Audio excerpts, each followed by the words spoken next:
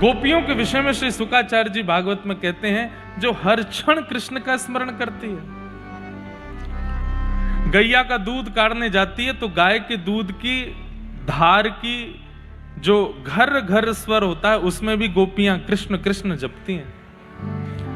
यमुना जल भरने के लिए जाती हैं तो उनके चरणों के नूपुरों की जो छम छम है उसमें भी कृष्ण कृष्ण जपती हैं।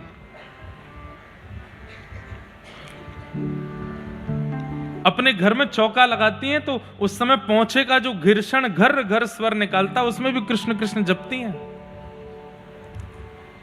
ये गोपियां हैं।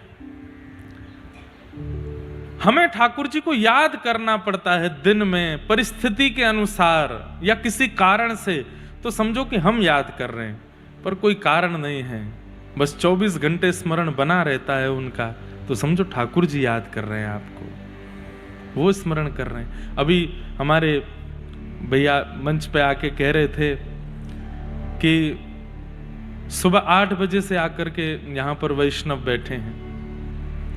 बुरा नहीं मानिएगा जो लोग 3 बजे आए हैं, पर जो वास्तव में 3 बजे आए हैं या 3:30 बजे, मैं खुद 3:45 बजे आया हूं, मैं भी आपके संग ही हूं, तो आपको कहीं ये नहीं लगे हम छोटे हो गए क्या। व्यास जी भी आपके साथ ही हैं, हम तो आपसे भी लेट आए। पर वास्तव में जो सुबह 8 बजे से आ गए, 9 बजे से आ गए, और जो 3 बजे आए, दोनों में अंतर यही है कि बस जो 3 बजे के बाद आए हैं वो ठाकुर जी को याद करते हैं, और जो 8 बजे से आए ठाकुर जी उनको याद करते हैं। और उसमें कारण भी है। 7:30 बजे तक ये पूरा पंडाल खाली हो जाता है शाम को। भागवत जी अकेली यहाँ पर रास विहार करते हैं। भागवत से समस्त गोपियां प्रकट हो जाती हैं, राधा रानी प्रकट होकर के इस पूरे स्थान को विहार क्षेत्र बना के रास करते हैं। रास करते करते जब भोर होती है सुबह का समय, तो पुनः सब व्यवस्थित हो जाते हैं भागवत जी में। तब ठाकुर जी का श्रम निवारण कैसे होता है, एक बात बहुत ध्यान से सुनिएगा। ठाकुर जी अपनी थकान दूर कैसे करते हैं।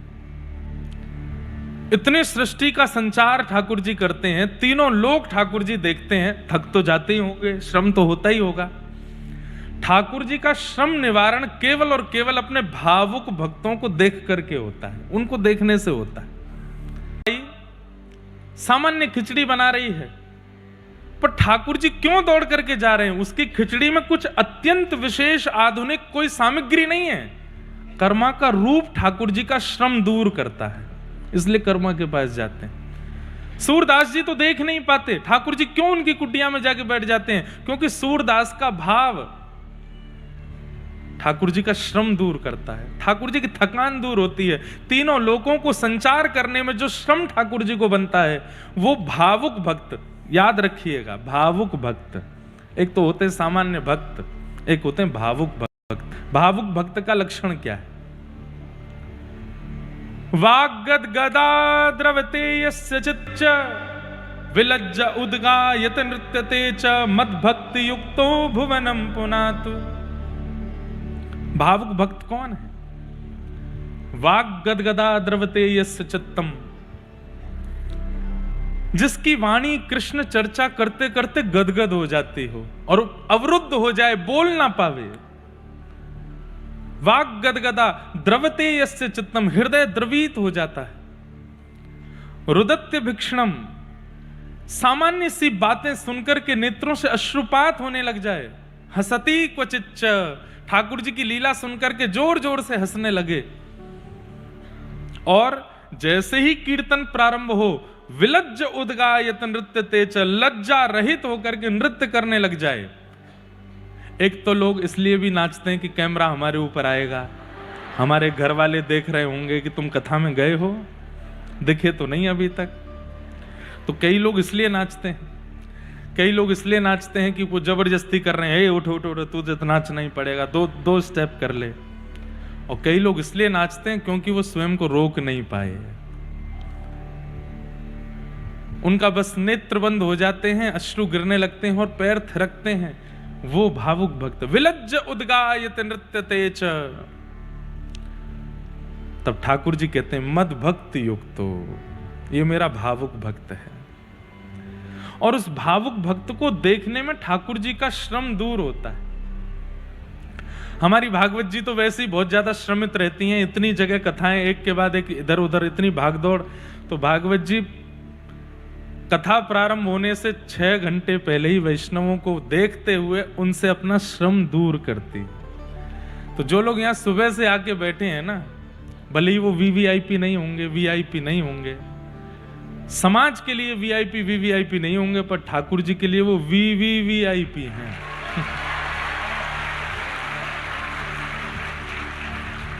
आपको पता है मंदिरों में एक क्रम चलता है, सब लोग इधर देखना।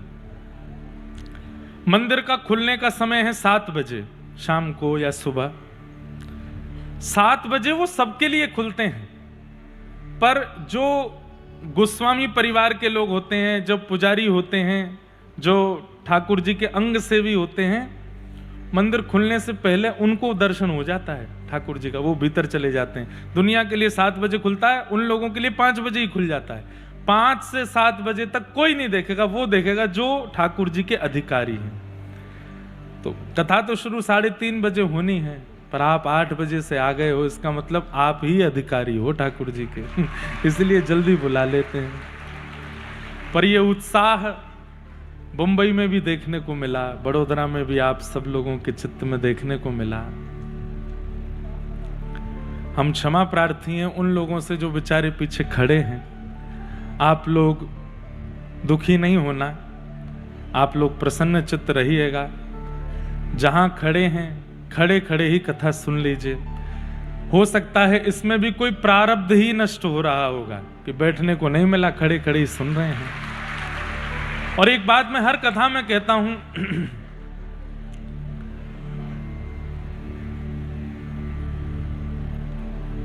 ठाकुर जी प्रारब्ध निवृत्त करते हैं। प्रारब्ध को निवृत्त करने के 2 ही तरीके हैं। प्रारब्ध मतलब, अभी आज मुझ पे बहुत अच्छा प्रश्न भी आया, मैं अभी बताऊंगा। प्रारब्ध को निवृत्त करने के 2 ही तरीके हैं, या तो उसको भोग लो या फिर ठाकुर जी का भजन कर लो। ठाकुर जी उसको, जो पहाड़ होता है उसको कंकड़ बना देते हैं। जैसे किसी को लग जाती है तो हम कहते हैं अरे भाई कोई बहुत बड़ी विपत्ति थी, छोटे में टल गई। वो टलती कैसे है? कीर्तन के प्रभाव से, कथा के प्रभाव से, नाम जप के प्रभाव से। तो जो लोग बैठ गए हैं अच्छा है, कृपा है उनके ऊपर। जो खड़े हैं तो ठाकुर जी कह रहे हैं थोड़ा श्रम कर लो, इससे कोई प्रारब्ध नष्ट ही हो जाएगा। श्रमित होने से प्रारब्ध नष्ट होता है। बुरा नहीं मानिएगा, जो लोग मंदिर में प्रतीक्षा किए बिना सीधे दर्शन में पहुंच जाते हैं अपनी जैक लगा करके, हम भी उनमें ही आते हैं। लेकिन एक बात हम आपको बहुत स्पष्ट कहें, हम अगर पुजारी जी को या मंदिर कमेटी को बिना बताए मंदिर में दर्शन करने चले गए लाइन में लग के, तो फिर दर्शनार्थियों को ही दिक्कत हो जानी है। इसलिए बता के ही जाना पड़ता है कि भाई हमको दर्शन करा के भेजो, ताकि और किसी को असुविधा ना हो। पर जिसके लाइन में खड़े होने से कोई असुविधा नहीं होने वाली है, लेकिन जबरदस्ती अपनी जैक लगा करके जो वीआईपी दर्शन कर लेते हैं, कहीं ना कहीं वो बहुत बड़ा प्रारब्ध नष्ट होना था उनकी प्रतीक्षा होने से, वो नष्ट नहीं हो पाता, वो रह जाता है। प्रारब्ध की निवृत्ति भगवत सेवा में श्रम करने से होती है। इसलिए ठाकुर जी की सेवा में अगर श्रम हो जाए तो कर लेना चाहिए। गुरुजनों को प्रणाम करने के लिए कमर नहीं झुका पाते लोग, क्यों? श्रम नहीं हो पा रहा। आपको सिर रख करके दंडवत करना चाहिए। श्रम होगा तभी वहां प्रारब्ध नष्ट होगा। इसलिए भगवत सेवा, भगवत भाव, गुरु कृपा, गुरु भावों में श्रम निवृत्ति आवश्यक है। आज 1-2 प्रश्न आए हैं, उन पर मैं थोड़ा, अच्छा प्रश्न है इसलिए मैं थोड़ा ध्यान दूंगा। एक व्यक्ति ने बहुत सुंदर प्रश्न किया है, यदि प्रत्येक जन्म में पूर्व जन्म की स्मृति लुप्त हो जाती है,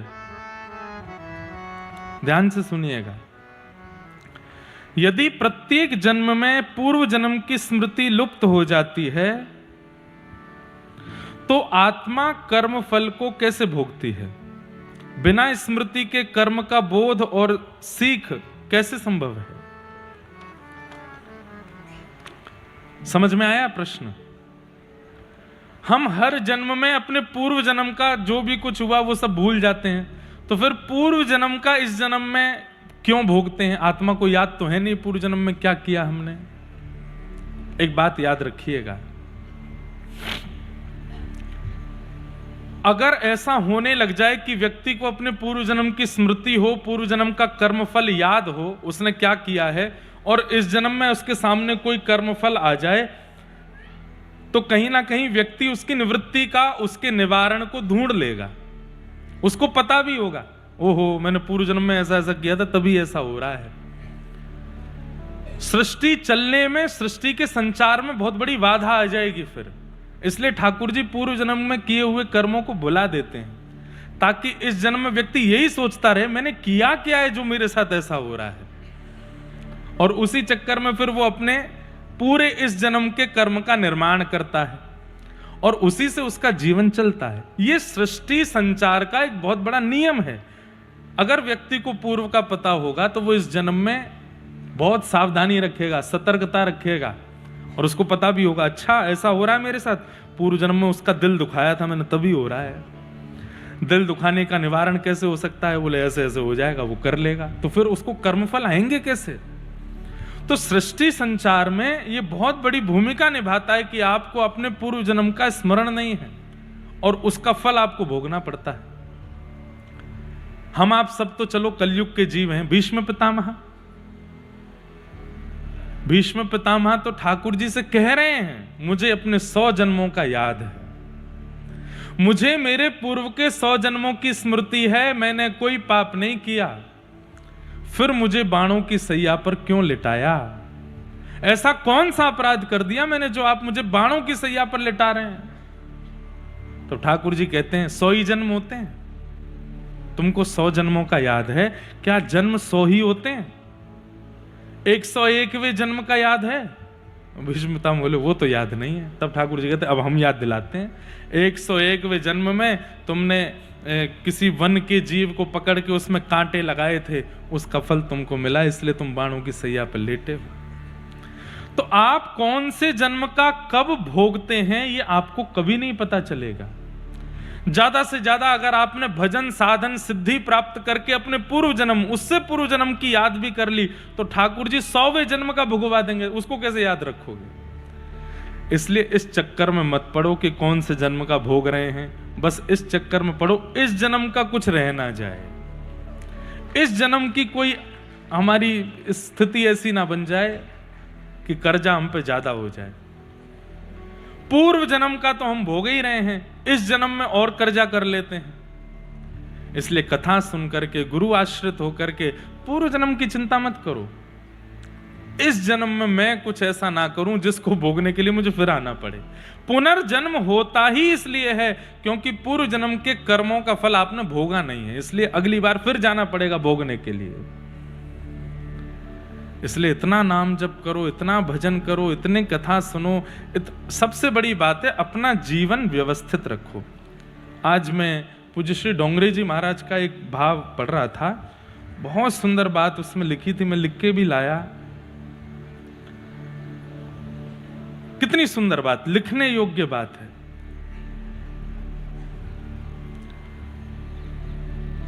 करनी में सावधान रहो, जो तुम कर रहे हो उसमें सावधान रहो, और मिलने में प्रसन्न रहो। जो मिले फिर उसको प्रसन्नता से स्वीकार करो। अपनी क्रियाओं को करने में सावधान रहो कि ऐसा कुछ मैं ना कर दूं कि जिससे मुझे दुख हो, और फिर जो मिल रहा है चाहे वो पूर्व का है, पूर्व से पूर्व का है, उसमें प्रसन्न रहो। आपका जीवन सबसे सुखद है। कहने को 4 शब्द हैं पर जीवन का एक बहुत बड़ा सूत्र है। करनी में सावधान, मिलने में प्रसन्न रहो। तो पूर्व जन्म का हमको याद नहीं रहता, ये बहुत बड़ी कृपा है भगवान की। अरे हमें इसी जन्म का याद नहीं रहता। बताओ 1 हफ्ता पहले आपने क्या खाया था? कई लोग चटोरे होंगे, उनको याद भी होगा, कईयों को तो याद ही नहीं रहता कि हमने क्या खाया था। इस भगवान ने एक बहुत बड़ी कृपा दी है हमको, क्या? भूलने की बीमारी। जिन लोगों को भूलने की बीमारी नहीं है वो बादाम खाना बंद करो, क्योंकि ये बहुत अच्छा है कि हम भूलते हैं तभी हम जी रहे हैं। जो व्यक्ति भूलते नहीं है, कई लोग ऐसे होते हैं संसार में, उनको याद रहती है उसने कब मुझसे क्या कहा था, और ऐसे लोग फिर आगे बढ़ ही नहीं पाते, वो उसी चीज में रहते हैं। अच्छा इसको देख लूंगा, इसने मेरे साथ ऐसा किया था, इसने ऐसा किया था, मेरे साथ ऐसा हुआ था, कभी ना कभी इसके साथ तो होगा।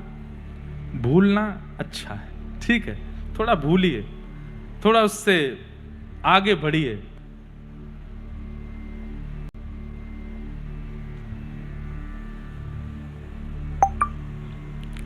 फिर दूसरा इनका प्रश्न है, कथा सुनने की परंपरा से ऊपर उठकर चिंतन मनन और आत्मबोध की यात्रा कैसे बनाएं? कथा सुनने से आपको ऊपर जाना क्यों है? मतलब कथा में इतना ज्यादा परेशान हो गए हैं कि अब आत्मबोध और चिंतन के भाव पे जाना है।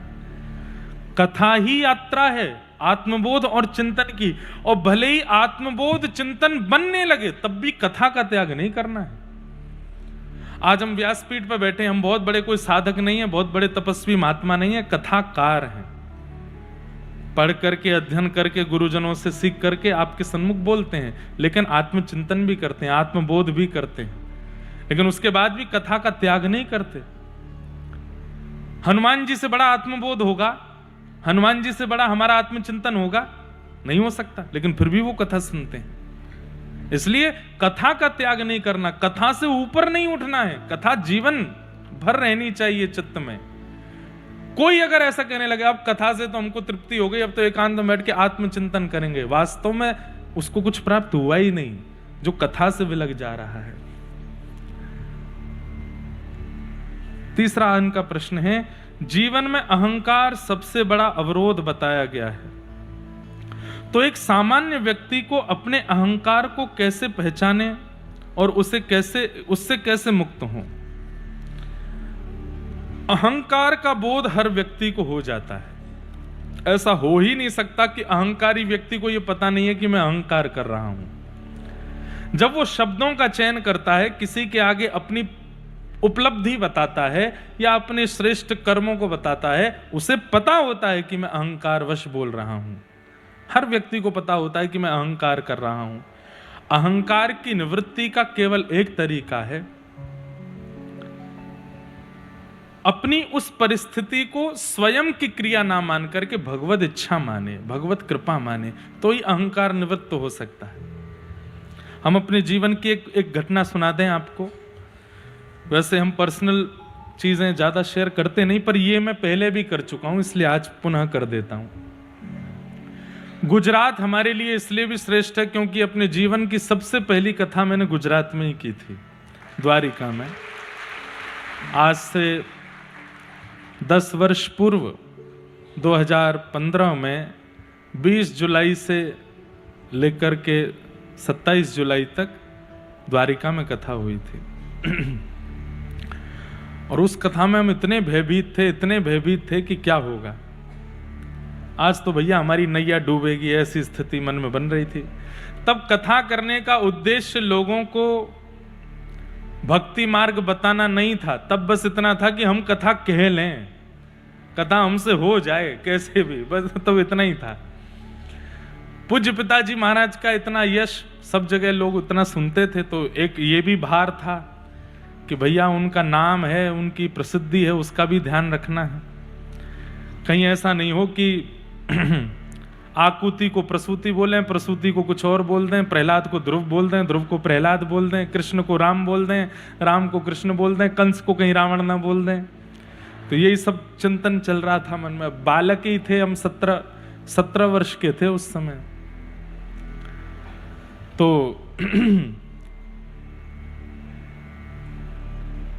व्यासपीठ पर जाने से पहले मैं बहुत भयभीत था कि क्या होगा।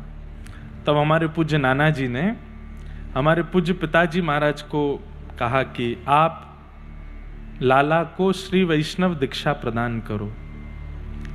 तब हमारे पूज्य पिताजी ने गोमती मैया के तट पर, गोमती समुद्र संगम के तट पर, कथा शुरू होने से पहली बार मंच पर बैठने से 2 घंटा पहले, तब तो हमारे यहाँ श्री वैष्णवों में तप्त मुद्रा देते हैं, पर शीत मुद्रा देकर के उन्होंने दीक्षा संपन्न की और कहे अब जाओ आप मंच पे कथा कहने के लिए। भयभीत तो मैं था। और पहले दिन की कथा में हमारे रमन रेती वाले पूज्य महाराज जी श्री गुरु शरणानंद जी महाराज पधारे, तो मैं और डर गया। मैंने कि एक तो 5-6 हजार लोग हैं, ऊपर से पिताजी सामने बैठे हैं, नाना जी बैठे, ऊपर से महाराज जी और आए हैं। अब मैं क्या बोलूं? मैं तो सब भूल रहा था, बार बार विस्मृति हो रही थी। महाराज जी मंच पे आए, तिलक किया, हमको व्यासपीठ पे बैठा। आरती करने के बाद उन्होंने उद्बोधन दिया, और उद्बोधन करने के बाद पिताजी से बोले, ठाकुर जी अब हम जाते हैं, लाला थोड़ा निर्भीकता से कथा करेगा, अगर हम बैठेंगे तो थोड़ा डर जाएगा। तो हमारे पिताजी बोले, वो आपको सुनाने के लिए तो बैठा है, बैठो। तो महाराज जी अब मुझसे बोले, हमको सुनाओगे? अब मैं कैसे कहूं कि नहीं। मैं कहूं हाँ महाराज जी। तो फिर हमारा सोफा सामने लगवाओ, हम सामने बैठ के सुनेंगे। मैंने कहा इधर बैठ जाते तो मैं बिना देखे ही कहता। सामने महाराज जी बैठेंगे। पर बालक बुद्धि में एक बात बता रहा हूं केवल आपको।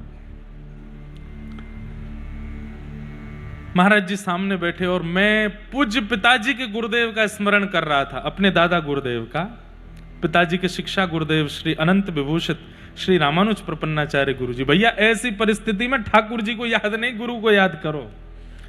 ठाकुर जी तो ऐसी परिस्थिति में खेलते और हैं, अच्छा घबरा रहा है और इसकी घबराहट बढ़ा दो, उनको तो आनंद आता है, इसलिए गुरुदेव को स्मरण करो। तो हमने हमारे पिताजी के गुरुदेव, शिक्षा गुरुदेव, जिनकी कृपा से आज सब कुछ है, ऐसे अनंत श्री विभूषित श्रीमद् भागवत के सचल विग्रह श्री रामानुज प्रपन्नाचार्य गुरु जी, उनका चित्र मेरी हर कथा में सन्मुख रहता है। मैंने उनका अनुभव नहीं किया, 6 महीने की आयु थी मेरी, तब भगवत धाम प्रस्थान कर गए थे। उनका मैंने स्मरण किया, मैंने हे दादा गुरुदेव भगवान आप कृपा करो, मुझे और कुछ नहीं चाहिए, बस भागवत जी की मर्यादा और जो मैं कहूं उसमें कुछ गड़बड़ ना हो, सीधी सीधी। हमने तो ये तक सोच लिया ये मेरी पहली और आखिरी कथा है, बस ये हो जाए। ये दादा गुरुदेव का चित्र दिखा रहे हैं टीवी पे, ये हनुमान जी के बगल में विराजते हैं। तो मैंने तो ये भी विचार कर लिया कि हे गुरुदेव भगवान, ये कथा कैसे भी करवा दो, इसके बाद में कुछ और ही कर लूंगा मैं, कथा तो मुझसे होगी नहीं। इतने लोग बैठते हैं, डर लगता है, चित्त में घबराहट होती है। और गुरु कृपा से,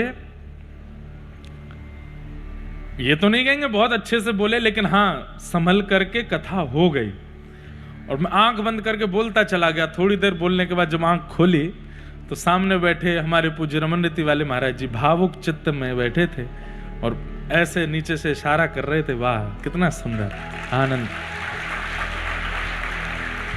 लेकिन अब समझने वाली बात, चित्त में अभिमान आ गया। व्यासपीठ पे बैठा था तब तक तो नहीं, पर जैसे ही नीचे उतरा तो जब लोग बाग सब बड़े प्रसन्न हो रहे थे, बधाइयां दे रहे थे, पहली बार कथा, इतनी सुंदर कथा करी इंद्रेश जी ने, ये वो, तो एक सूक्ष्म अभिमान आया। अपने आप के ऊपर ऐसा भाव आया, अब तो हम जीत गए जंग, और देखो मैंने क्या सुंदर करके दिखाया। मन में ये तक भाव आ गया कि पूज्य पिताजी महाराज ने भी अपनी पहली कथा में इतना अच्छा नहीं बोला होगा जितना मैंने बोला। अभिमान आया। लेकिन श्रेष्ठ जन चेहरा पढ़ लेते हैं, तो मैं तो बस फूले नहीं समाऊं। हमारे जो मित्र आदि थे और जो घर के सदस्य सब गले लगावे, मैं सबके गले लगूं, जबकि होना ही चाहिए सबके पैर छीने थे। भाई पहली बार कथा की है, किसी के पैर वैर नहीं, सबको गले लगाऊं। देखा कथा कितनी बढ़िया करी, कितना अच्छा बोला। मैं अपनी आप बीती बता रहा हूं, कहीं आपको ये ना लगे कि बाहर की बात कह रहे। मैं स्वयं का बताता हूं कि मुझ में एक सूक्ष्म अभिमान आया। लेकिन जब कक्ष में गया तो हमारे नाना जी बैठे थे और मैं जाके बोलूं, मैं नाना जी कैसी रही कथा, देखा कितना अच्छा मैंने बोला, उस श्लोक का कितना अच्छा भाव बताया, कितना अच्छा। तो हमारे नाना जी एक शब्द बोले, लाला तो में ते अभी ब्यास की बास आ रही है और तू नहीं, तेरा अभिमान बोल रहा है। क्या लगता है, सुबह का अपना रूप देखा था, रोया रोया घूम रहा था इधर उधर कि मैं कैसे कहूंगा कैसे कहूंगा कैसे। और अब तुम फूले नहीं समा रहे हो।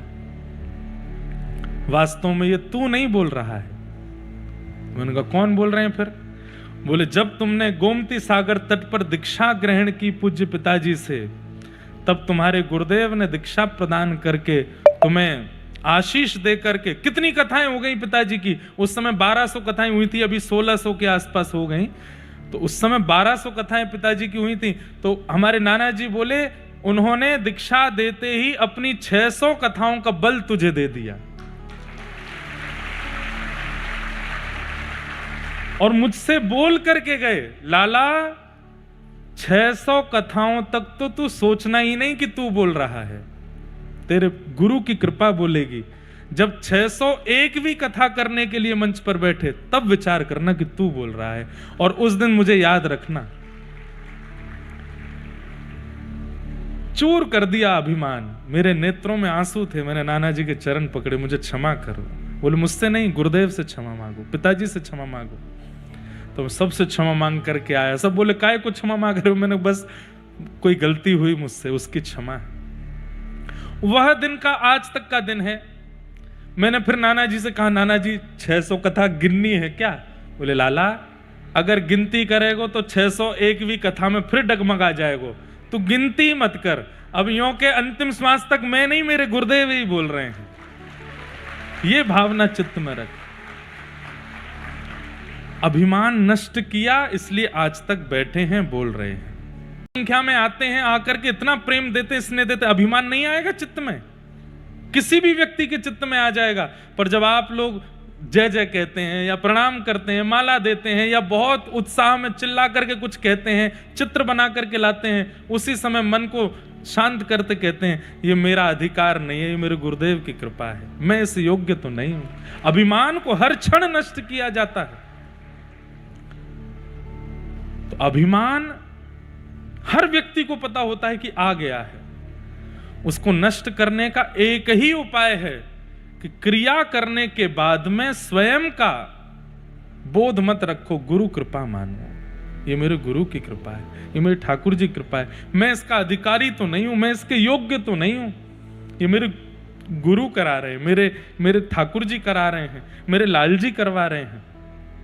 और जब कोई बहुत सम्मानजनक बातें आपके सामने कहे, उसी समय नेत्र बंद कर लो और हाथ जोड़ करके कहो, ठाकुर जी मैं इसका अधिकारी नहीं हूं, ये शब्द बोल रहे हैं, ये सब आपके चरणों में अर्पित करता हूं, कृपा करना, मुझ में अभिमान मत भरना। ऐसे ही अभिमान से बचा जा सकता है और कोई तरीका नहीं। या फिर दूसरा तरीका बता दें, जानबूझ करके कुछ ऐसी क्रिया कर दो कि 4-5 लोग आपका अपमान कर दें। अपमान से अभिमान नष्ट होता है, लेकिन उसको करने के लिए जिगरा बहुत बड़ा चाहिए। सम्मान सहना सबको आता है, पर अपमान का एक शब्द कोई सह नहीं पाएगा। लेकिन एक बात सुन लीजिएगा, सम्मान सुनने की ताकत देव रखते हैं और अपमान सहने की ताकत महादेव रखते हैं। वो महादेव हैं जो अपमान सहे। हम व्यासपीठ पे बैठे, हमारा सब सम्मान करते हैं ऐसा नहीं है। बहुत लोग अपमान भी करते हैं, बहुत लोग अपवाद भी करते हैं, बहुत लोग गंदा गंदा भी बोल जाते हैं। लेकिन मैं उसको किस रूप में लेता हूं? अच्छा है, ये सम्मान रूपी मीठा मीठा मीठा बहुत खाने को मिलता है, कहीं शुगर नहीं हो जाए, इसलिए ठाकुर जी अपमान रूपी करेला भी खिलाते रहते हैं। ले, इससे क्या होगा? बोले ब्लड सर्कुलेशन अच्छा बना रहेगा तेरे भीतर। इसलिए अपमान जानबूझ के ऐसा कुछ कर दो कि अपमान हो। माधव दास जी का चरित्र आता है। महाप्रभु जगन्नाथ जी के भक्त हुए श्री माधव दास जी, बहुत सुंदर चरित्र है। मैंने कई बार कथाओं में कहा है, पूरा विस्तार से एक बार सुनिएगा जरूर। तो श्री माधव दास जी का इतना सम्मान होने लगा था जगन्नाथपुरी में कि वो जब अपनी कुटिया से निकल करके मंदिर की ओर जाते थे तो रास्ते में लोग रंगोलियां बनाते, पुष्प वर्षा करते, अपने घरों के बाहर आरती करते, माला पहनाते, भोग लगाते। माधवदास जी नीची नजर करके जाते, सबके आगे हाथ जोड़ते और सबके आगे हाथ जोड़ के जगन्नाथ जी से कहते, हे जगन्नाथ जी, मैं अधिकारी नहीं हूं, आप मेरा इतना सम्मान क्यों करवाते हो? अब तो ऐसी अति हो गई कि माधवदास जी की कुटिया से लेके जगन्नाथ मंदिर तक फूल की पूरी एक पगडंडी बना देते लोग। माधवदास जी को चल के जाना पड़ता उसके ऊपर, पर वो सम्मान स्वीकार नहीं करते थे। एक बात और कह दूं, अभिमान उसी को आता है जो सम्मान स्वीकार कर लेता है। इसलिए सम्मान की स्वीकृति मत रखो। हम लोग शास्त्रों में एक बात कहते हैं, स्तोत्रम कस्य न तुष्टये। स्तुति से कौन प्रसन्न नहीं होता? सब प्रसन्न होते हैं। कई बार हमारे पास भी लोग आते हैं, महाराज जी एक व्यक्ति आपसे मिलने के लिए आ रहे हैं। मैंने कहा अच्छा, आप थोड़ा उनकी प्रशंसा कर देना। मैंने क्यों? वो महाराज जी थोड़ा प्रशंसा कर देंगे तो गौ सेवा में थोड़ा सहायता कर देंगे, थोड़ी उस सेवा में लग जाएंगे, कथा में थोड़ा सहयोग कर देंगे, और बड़े अच्छे व्यक्ति हैं, बहुत बढ़िया हैं, पर थोड़े सम्मान के आदी हैं, थोड़ा आप 2-4 शब्द अच्छे बोल देना। बोल तो देता हूं, पर मैं मन में बहुत चिंता करता हूं उस व्यक्ति की। क्यों? मैंने कहा अभी अभिमान में चूर हो जाएगा। क्यों? सम्मान का अधिकार लेकर के बैठा है। इसलिए मेरे युवा भाई बहन जितने बैठे हैं, आपका जीवन बहुत लंबा है, मेरी प्रार्थना स्वीकार कीजिएगा। सम्मान को स्वीकार मत कीजिए। जब कोई सम्मान करे, आंख बंद करके हाथ जोड़ के ठाकुर जी के चरणों में प्रदान कर दो, मैं इसका अधिकारी नहीं हूं। आपने एक सम्मान भी यदि स्वीकार किया, वह एक सम्मान इतने बड़े अभिमान को जन्म दे देगा कि वही अभिमान एक दिन मुंह के बल गिरेगा आपको नीचे। इसलिए सम्मान की स्वीकृति मत रखो। कोई करे वो उसकी इच्छा है, आप स्वीकार मत करो। तो माधवदास जी जाते थे जगन्नाथ मंदिर, सब लोग इतना सम्मान करते थे। माधवदास जी जाके मंदिर में एक ही प्रार्थना करते थे कि हे नाथ, ये सम्मान से मिलने वाला जो अभिमान है, मुझे उससे बचाना, कहीं वो मेरे चित्त में ना आ जाए। लेकिन सम्मान तो दिन ब दिन बढ़ता जाए। सब लोग इधर देखिएगा, ध्यान से सुनो। माधवदास जी समझ गए, जगन्नाथ जी से बोले आप कुछ नहीं करोगे, मुझे पता है आप और इतना सम्मान बढ़वा दोगे कि मुझे अभिमान हो ही जाए, अब इसका मुझे ही करना पड़ेगा कुछ ना कुछ। तो माधवदास जी ने क्या देखा, जहां उनको दुनिया में सब लोग जानते थे, वो वहां रहना उन्होंने बंद कर दिया और ऐसी जगह चले गए जहां उनको कोई नहीं जानता था। और माधवदास जी का नियम था कि रोज मधुकरी पाते थे, वैष्णवों के घर जाकर के भिक्षा मांग करके पाते थे। अनजान जगह पर जब गए तो वहां कोई जानता नहीं था, और अनजान जगह पर भी उन घरों में नहीं जाते जहां पे सब सभ्य हैं। असभ्य व्यक्ति को ढूंढने लगे, असभ्य कहां है, जो थोड़ा मेरा अपमान करे, नेक मोह गाली गलौज करे, तब ताकि थोड़े ठीक होगा काम। तो गली मोहल्लों में ढूंढते ढूंढते तभी उन्होंने एक माता जी देखी, ऐसी तेज तर्रार माता जी, असभ्य माता जी। वो गली के बच्चों को बिना गाली दिए बोलती नहीं थी। माधवदास जी बोले मिल गए यजमान, यही है मेरी यजमान। अब तो बिना गाली दिए नहीं बोलती, डंडा लेकर के सबको मारती है। और महाराज पूरी कॉलोनी में सब डरते हैं, क्यों? कलेश करने में सबसे आगे।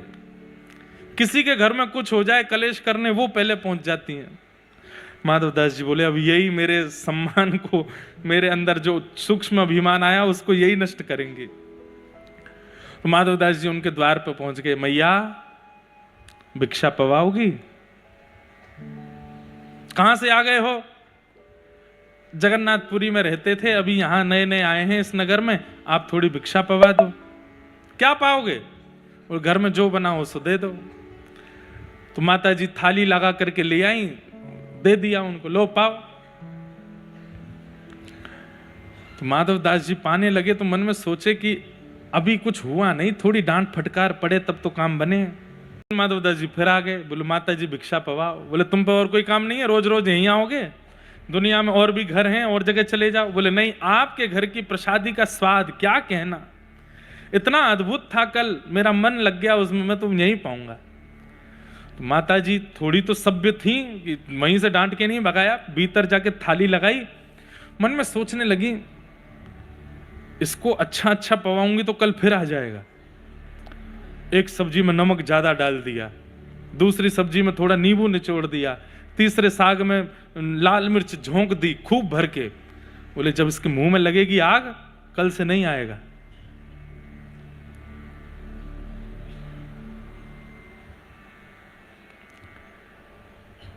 माधवदास जी के सामने जैसी थाली परोसी, माधवदास जी ने पाया तो मिर्च लगी, और मैया सामने बोली कैसा है? माधवदास जी मिर्च खा तो गए और समझ गए, बोले जानबूझ के डाल के लाइए ताकि कल से मैं ना आऊं। माधवदास जी बोले क्या कहना, आपके हाथों को प्रणाम, कितना अद्भुत प्रसाद बनाया आपने। ये सब्जी, मिर्च वाली सब्जी में, ये तो सबसे बढ़िया साग है। माता जी बोली अच्छा, इसको तो कुछ हुआ ही नहीं, कल को आएगा तो बताऊंगी। अगले दिन माधवदास जी फिर पहुंच गए, मैया भिक्षा पवाओ। मैया को आया गुस्सा, बोले रुक जा भिक्षा देती हूं तुझे, तेरे पे और कोई काम नहीं, घूम फिर के यहीं आता है। पोंछा लगा रही थी, तो जिस पोंछा को लगा रही थी वही पोंछा मरोड़ करके लड्डू बना करके वही दिया, ले भिक्षा।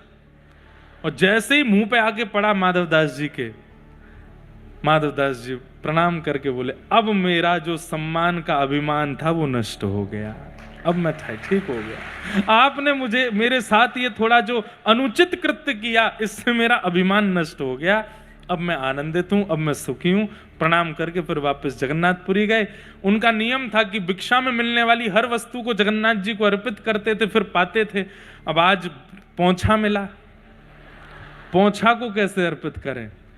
तो गए, जाकर के पोंछा के जितने रेशे थे सबको अलग करके सुंदर दिया बनाया, दिया बना करके घी अर्पित करके महाप्रभु जगन्नाथ जी की आरती कर दी। बोले नाथ आज यही भिक्षा प्राप्त हुई है।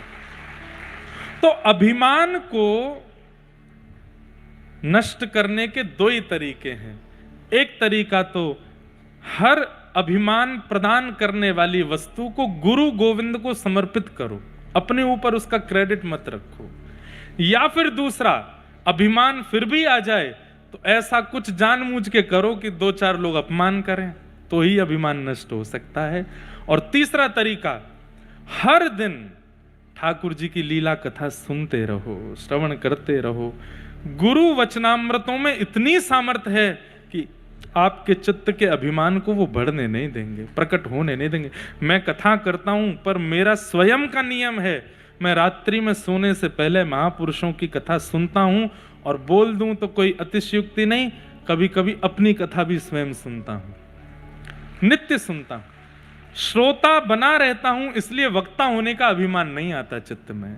तो अभिमान से दूर होने का यही तरीका है। तो जिन्होंने ये प्रश्न किए उनको बारंबार प्रणाम है। और भी प्रश्न आए हैं, पर फिर इन प्रश्नों में ही पूरा सब समय निकल जाएगा। एक भैया का एक सुंदर भाव है कि मैं बाबा सोमनाथ की पवित्र नगरी सोमनाथ से मैं एक भक्त विशेष रूप से आपकी अमृतमयी भक्ति पथ कथा श्रवण करने हेतु एक दिन के लिए बड़ौदा आया।